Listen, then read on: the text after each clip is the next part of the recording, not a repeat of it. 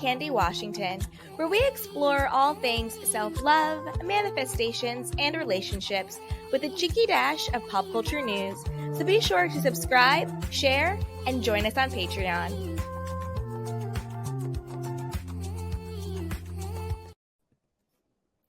Hello, everyone, and welcome back. As always, I'm your girl, Candy Washington, and this is The Soft Life.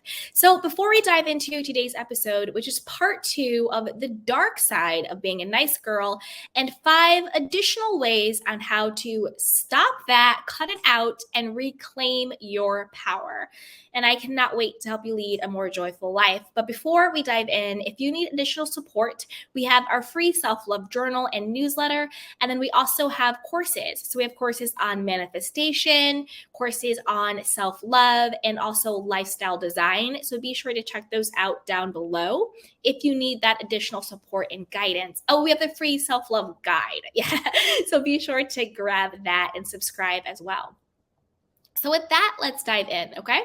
So I'm going to first, we did part 1 of the dark side of being a nice girl. So I'm going to show you that first part now just as a refresher, and it just goes over what it is costing you for being nice. So we'll listen to that, and then we'll dive into part 2, which is 5 new ways on how to stop being nice and get your power back and step into your authentic self. So this is from part 1.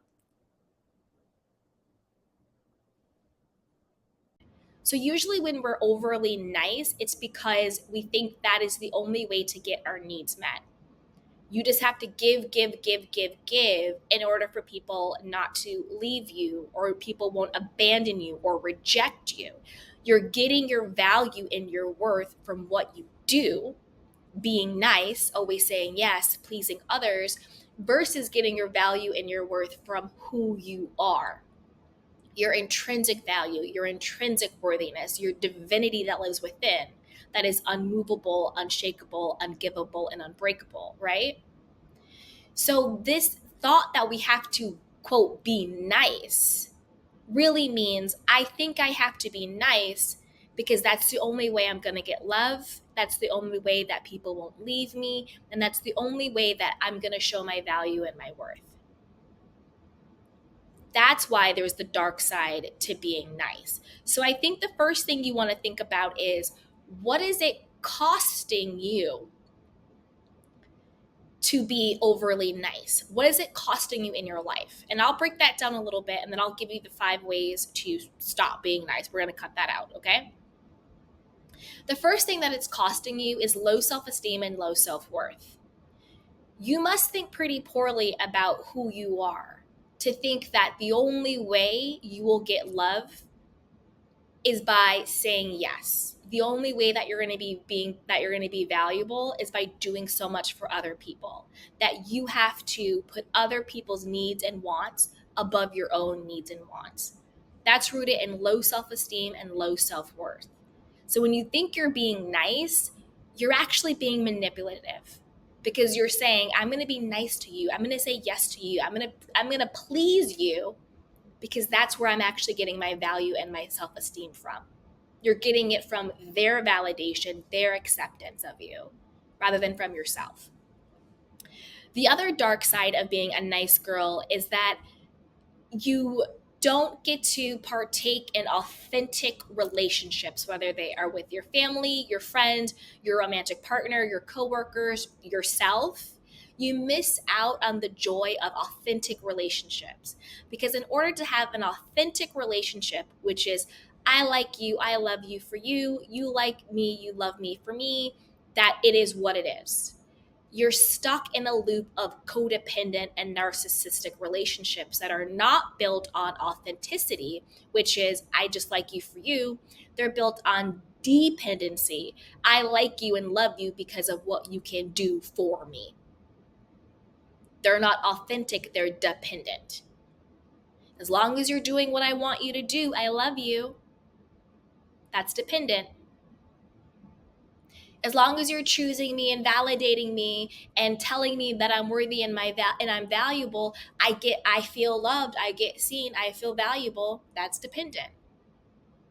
It's not authentic. Authentic is you can be yourself, you can say yes, you can say no, and I still love you. I'm not going to leave you, I'm not going to abandon you. And then on the flip of that, I'm going to be me. I'm going to say yes, I'm going to say no, I'm going to show up as who I am. And whether you leave me or not, whether you stay or not, I'm still good. Authentic.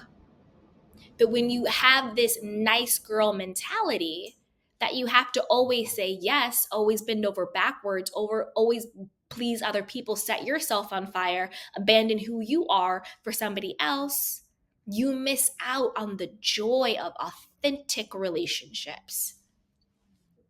That is what is being too nice is costing you. You know, sometimes in society, people want to say, oh, be nice, be nice. For who and for what? For who and for what? No, thank you. And it's not being selfish. It's not being, witchy with a B. It's not being bossy. It's not being unlikable. It's not being, difficult. It's being a human being who knows their value and their worth. So, what is being nice costing you? Is it costing you living a life of bitterness and resentment and burnout and depression and stress and anxiety? Because that is what being too nice will always lead to. Because you're going to think, I do everything for you, whether they ask you to or not, and then you can't do this one thing for me. So then we get bitter and then we get resentful. We get burnt out because we're not taking care of ourselves. We're taking care of everybody else. That leads to burnout. That leads to stress. That leads to anxiety. That leads to breakdowns. So being overly nice is costing you the quality of your life. It's also conditioning people that you don't have needs. It's conditioning people not to take care of you. If every time somebody says, hey, can you help, do you need anything, and you're just a no person, oh, I'm good, I got it, you're teaching people that you got it. So at some point they're going to stop asking because they're going to think you got it. Again, you're missing out on authentic relationships, because when you have authentic relationships, just how you show up for people, they show up for you too. But thinking that you have to be too nice is costing you that. It's also allowing the bad traits of other people to come out, because someone who may not even be that narcissistic or quote selfish or whatever you want to call it, but a part of our humanness is, well, if you're going to give, then I'm going to take. And the more you give, the more I'm going to take. I might not be a bad person, but if you're just giving it away, well, hey girl, I'm just going to take it. So not only are you conditioning people not to take care of you, but you're also bringing out bad traits within them themselves. You're not even giving them the space to show up for you. So those are some of the things that it's costing you to be overly, quote, nice. All right. So now that we know what it's costing you to be too nice, let's talk through 5 additional ways on how to stop being nice and step into your power.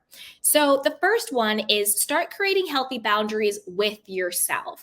So we always talk about, boundaries, boundaries, boundaries. Start telling people no, do what you want, don't do what they want you to do. But we rarely talk about creating healthy boundaries with yourself. So what does that look like?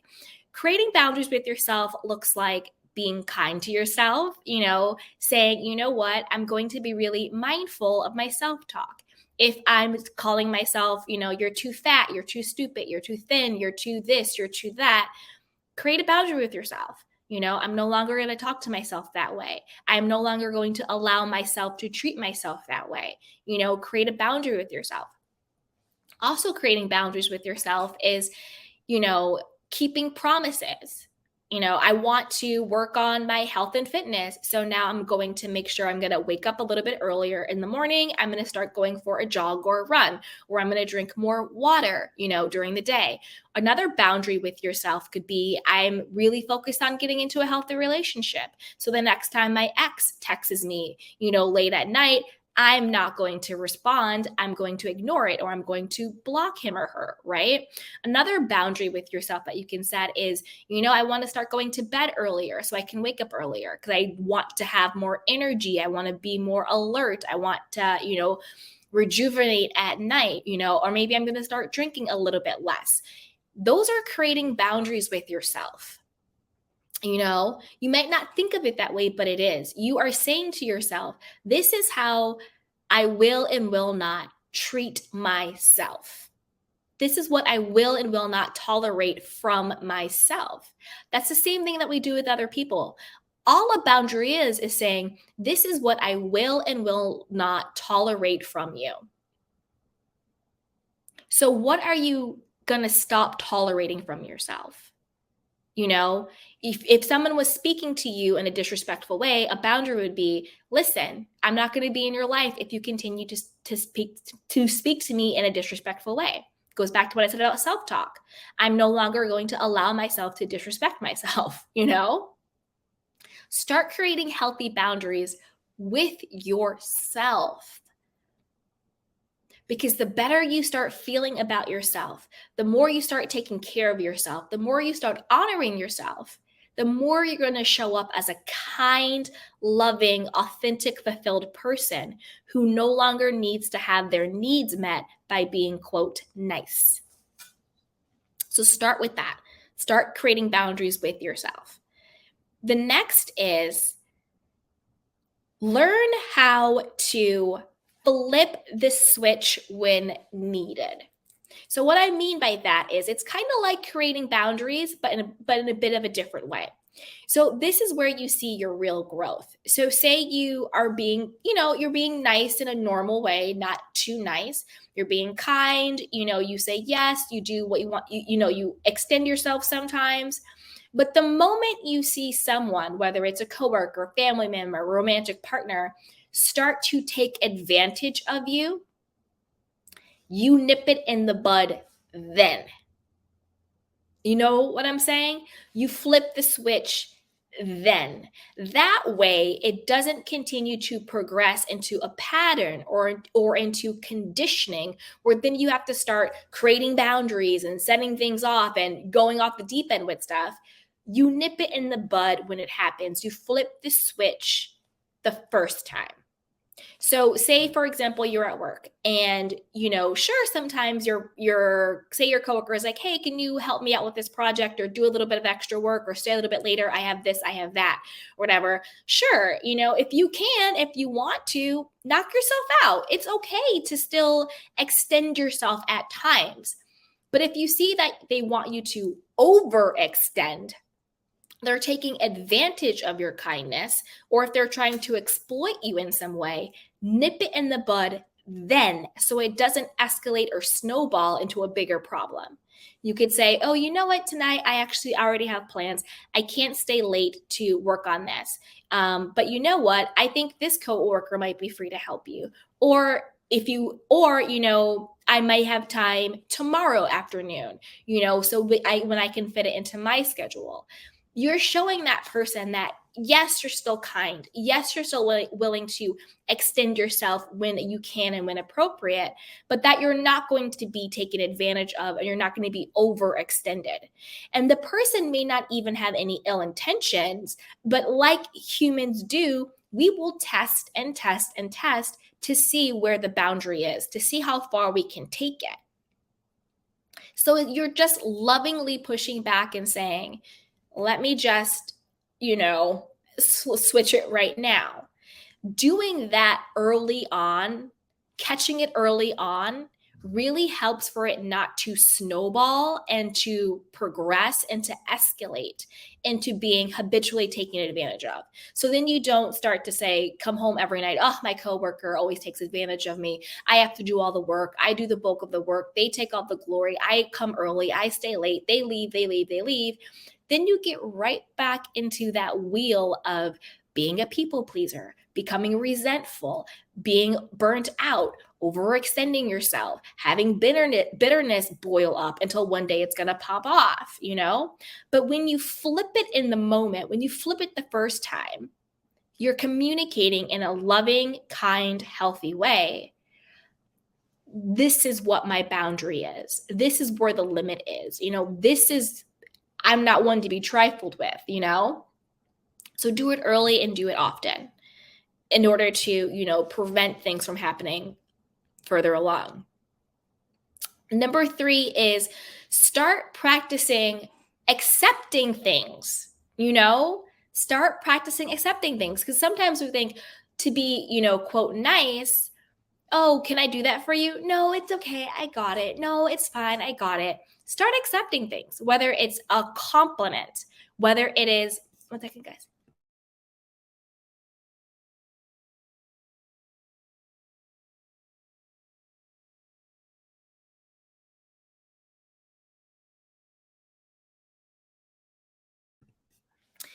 Whether it's a compliment or whether it's free coffee or a meal or help with something. Start getting in the habit of learning to accept things. If someone's like, oh, you're really pretty, instead of saying, oh, no, I'm not, say, wow, thank you so much. I really appreciate that. Accept the compliment. Oh, can I hold the door for you? Accept somebody doing a kind gesture for you. Oh, I'll buy the meal for today, or I'll buy your lunch. Accept it. Start cultivating an energy and an essence of being open and ready to receive. Start accepting things. That will boost your confidence. That will boost your self-esteem and your worthiness. It'll just make you feel better. And the more confident you get, the more you build up your own self-esteem, the less you feel like you have to manipulate other people into loving you and liking you, because you love and like yourself. So practice accepting things. The 4th is practice asking for things. So not only are we going to accept help and support, we're going to start actually asking for it. Instead of the coworker always coming to you for help, go to your coworker for help. Hey girl, can you help me with this? Can I pick your brain on this? Get a mentor, whether it's a life coach, whether it's a business coach, whether it's going to a trusted friend, whether it's going to a safe family member, whether it's going to, the internet, whatever it is. Start asking for things. Whether it's asking for, can I get some extra guacamole on my burrito today? Because you want some extra guac. Start asking for things. Can I get your help with this? Can I get your guidance on this? Can you support me in this? Can you help me move? Can you help me do this? Can you help me do that? Start asking for support. Not only to people in your life, or to people who are experts in the space, whether it's therapists or coaches or mentors who can help you, friends and family. Also tap into divine support, whatever you believe in, God, infinite spirit, whatever, whatever you believe in, start asking for support and guidance. Can you help me today? Can you help me through this? Can you support me on my journey? Can you help me? Start asking for help. Start asking for support. Stop thinking you have to always give, do.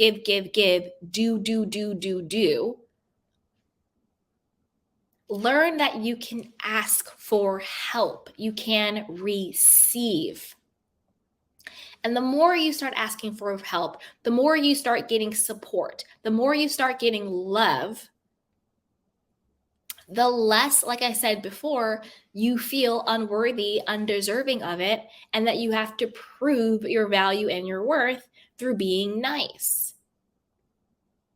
You are worthy and valuable simply because you are, right? And you deserve love and support too.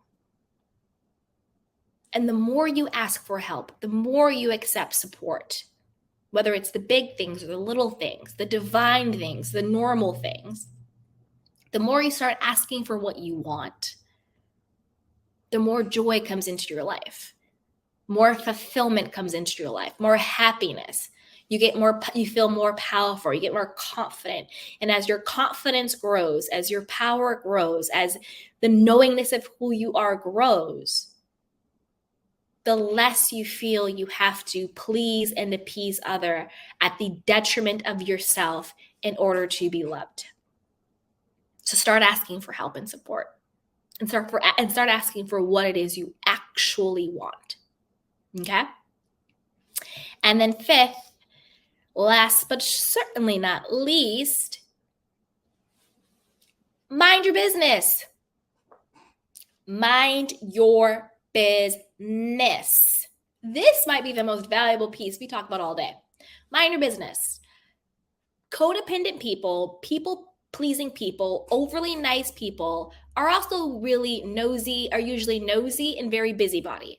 They are sticking their nose in their mama business, their daddy business, their best friend's business, their partner's business, their coworker business, their stranger's business, trying to be helpful and useful. Let me help you. You can talk to me. Let me do this. I got you. In situations that have nothing to do with them.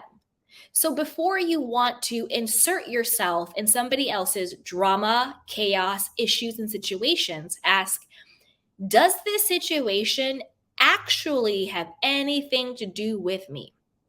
Because a lot of overly nice people pleasers, I put my hands up on this because, as you guys know, if you watch my channel, I used to be extremely codependent. So I'm talking about myself here. We are all in good company. This is a judgment-free zone. As codependent, we get our value and our worth from what we do. So we find ways to be useful, to get people to depend on us, so then we feel valuable and worthy. We're getting it on. That's why it's codependent. We're dependent on them for how they feel about us to inform about how we feel about ourselves. And we do that by saying, oh, you need something? I got it. What's happening? Who hurt you? And then all of their drama, all of their enemies, all of their, fights and all of their issues, you take it on as your own. And now your life is in chaos and destruction, and you're distracted and not focused on you, trying to help out all of these people that at the end of the day never asked you for your help, don't actually need your help, and it really was none of your business in the first place. And then we get our feelings hurt when people say, well, I never asked you in the first place, or this has nothing to do with you in the first place. And you've gone out here and you've overextended in somebody else's drama and chaos and mess. So if you want to be a peacekeeper, keep your own peace. Before you try to rescue somebody else, before you take on somebody else's battle, really think, do I even have any control in this situation? Because majority of the times you don't. The only person you can control is yourself. You may think you can help or change or fix, but you really can't, because you can't control anybody but yourself. So think, can I actually change this situation? Do I actually have the control to change this situation? And even if you did, is it any of your business? Is this my business? Is this my problem? Or am I using somebody else's problems and chaos and business to either be useful to them so I can feel needed, or to distract and not focus on my own life? So if you want peace in your life, if you want stability in your life, if you want to be powerful in your life, really, really start to mind your own business. Really start to mind your own business. That is one of the ultimate ways to glow up and level up. What is my business and what is not? What can I control and what I cannot? And getting really clear on the difference of all of those things, and really focusing on what is in my control and what is actually my business. Focus on those things and your life will fundamentally change and glow up. So with that, you guys, there you have it. The dark side of being too nice, and 5 additional ways to stop being nice and start being powerful and authentic. And if you miss the part 1, I will link that down below. to get the other 5 ways to stop being nice and start being more powerful. And as always, if you need additional help, we have courses on manifestation. We have courses on self-love and lifestyle design. We have a free self-love guide. Join the newsletter, subscribe, like, and share, and join us on Patreon too if you want a bonus community. So with that, you guys, as always, take care of yourself and each other, and I will see you next time. Bye.